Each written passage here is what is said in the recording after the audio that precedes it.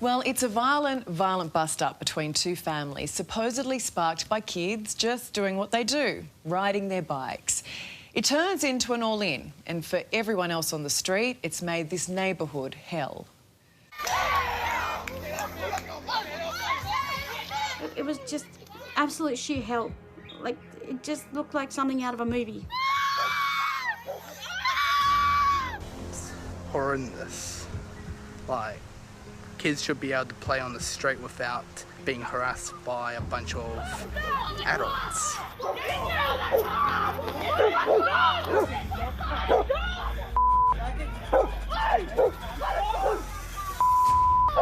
It is unacceptable to see this sort of behaviour when so many people are struggling and when so many people who deserve this type of housing are left waiting.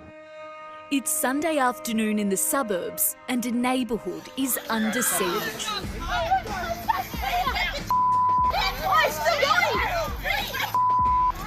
Get your uncle!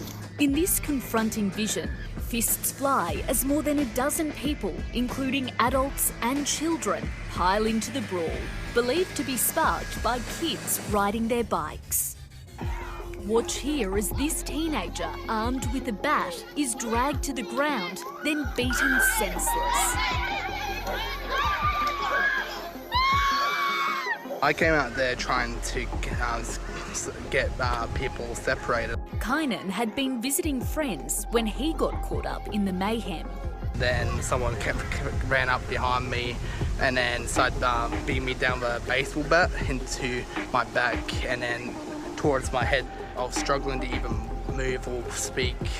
I got taken to the hospital to get x-rays.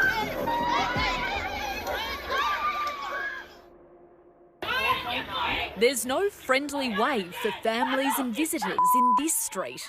Sticks in the backyard hose are weapons, the front gate the last line of defence. Oh, Mum, stop! Mum, stop!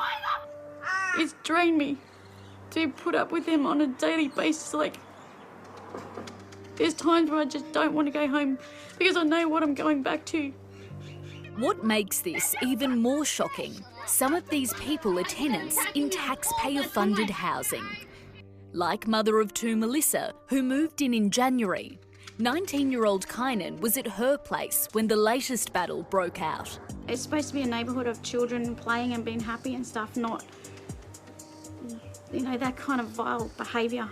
Lisa and Daniel live across the road and are the other stars of this suburban horror show. They're also long-term housing tenants. I don't want you to record, darling. I've already spoken to my solicitor. Okay. And it's not going to happen.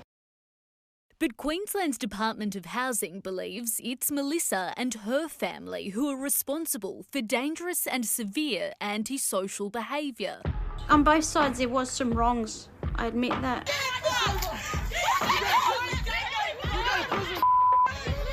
You got that on video? Yeah, I got it all on video. Melissa's partner Dennis is the one behind the camera capturing the clashes, the worst unfolding over 12 minutes. Dennis, why did you contact A Current Affair? Because I think that the neighbours are too violent and Melissa is getting blamed for everything.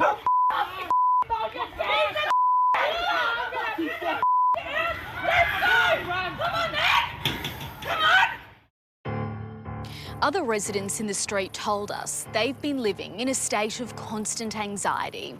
They're too scared to talk on camera for fear of retribution, but say the violence has spiralled out of control. And when tempers flare, the only option they have is to lock themselves inside their homes. This young boy is captured pointing a fake gun at residents. See, he's bringing out the weapon twice. Yeah, it's got it pointing at you. Well, that's all right, I'm going to call the police out and show him that he's got a weapon.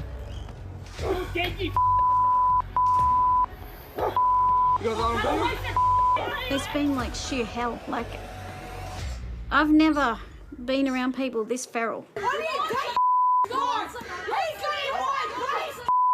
Both sides have been issued peace and good behaviour orders. Not that it's helped. Just shut up, Benna. You started it! You can't keep blaming us like you always do. Do you think any of your behaviour has been antagonistic or inflammatory in any way? We just retaliate to what's coming at us. Like if they're talking that way to us, then, you know, we try to walk away, but half the time it's quite hard to walk away from them when they're calling you such awful names. At least my parents don't have two teeth missing! At least no one's going to get caught cheating off their teenage daughters. Lisa and Daniel have both been convicted of common assault for previous incidents, but it's brought no peace to the neighbourhood. Where's my phone, definitely?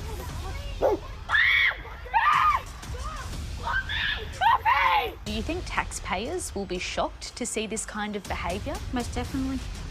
I mean, I'm appalled, and I was out there in the thick of it. It wasn't good behaviour. We took the footage to Queensland's Housing Minister, Sam O'Connor. In situations like this, for that small number who do the wrong thing and who cause chaos for not just their neighbours, but for other members of the public, it's not acceptable, and we won't be accepting it any longer. Under the government's new framework, Melissa and her family have been evicted and won't be able to access public housing for 2 years. Lisa and her household have been allowed to stay, but they're on notice. Is it acceptable that they get to stay in public housing? They're on that acceptable behaviour agreement. Action has been taken, and I sincerely hope they comply with that and that we do see a change.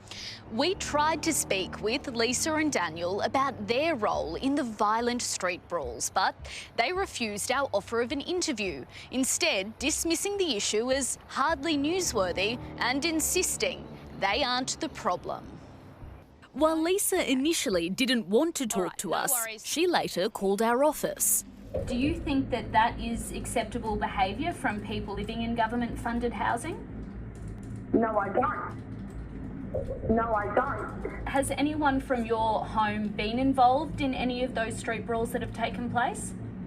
No. It is only from one particular family. But as far as I am concerned, Housing Commission has dealt with that family. You are out of here! Boys, watch yourself! So are you! You signed a piece of good behaviour too! You're gone too with housing!